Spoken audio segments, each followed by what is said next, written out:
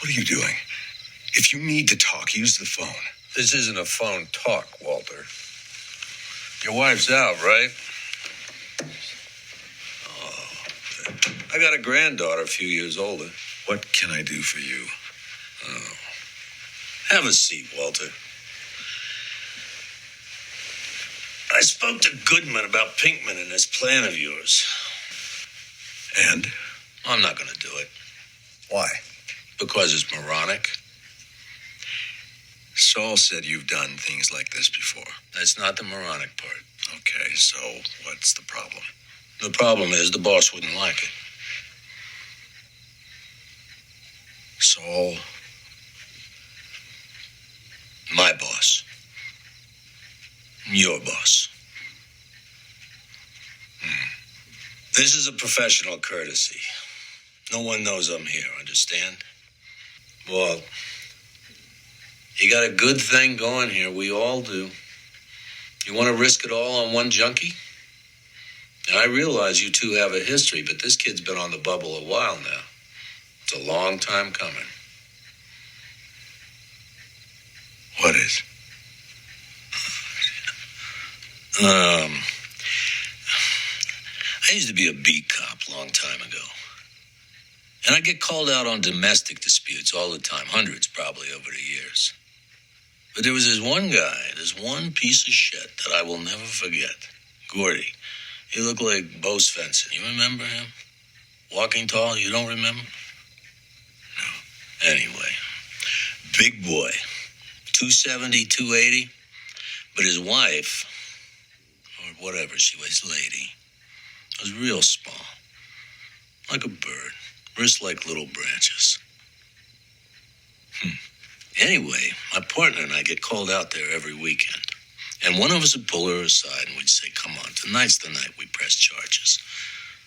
And this wasn't one of those deep down, he really loves me setups. We got a lot of those, but not this. This girl was scared. She wasn't going to cross him, no way, no how. Nothing we could do but pass her off to the EMTs, put him in a car, drive him downtown, throw him in a drunk tank. He sleeps it off. Next morning, out he goes. Back home. Now, one night, my partner's out sick, and it's just me. And the call comes in, and it's the usual crap. Broke her nose in the shower kind of thing. So I cuff him, put him in the car, and away we go. Only that night, we're driving into town, and this sideways asshole is in my back seat humming Danny Boy. And it just rubbed me wrong. So instead of left, I go right out into nowhere. And I kneel him down, and I put my revolver in his mouth. And I told him, this is it. This is how it ends. And he's crying, going to the bathroom all over himself, swearing to God he's going to leave her alone, screaming as much as you can with a gun in your mouth. And I told him to be quiet. But I needed to think about what I was going to do here. And of course he got quiet. Goes still. And real quiet. Like a dog waiting for dinner scraps. And we just stood there for a while.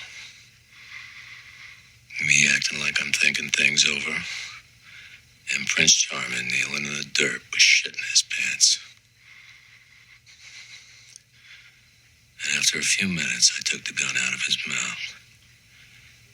And I say, so help me, if you ever touch her again, I will such and such and such and such and blah, blah, blah, blah, blah. Just a warning. Of course. Just trying to do the right thing. But 2 weeks later, he killed her. Of course. Caved her head in with the base of a Waring blender. We got there was so much blood you could taste the metal.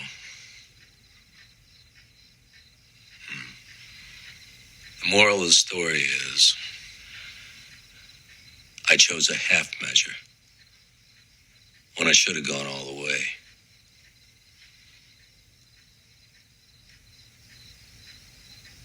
I'll never make that mistake again.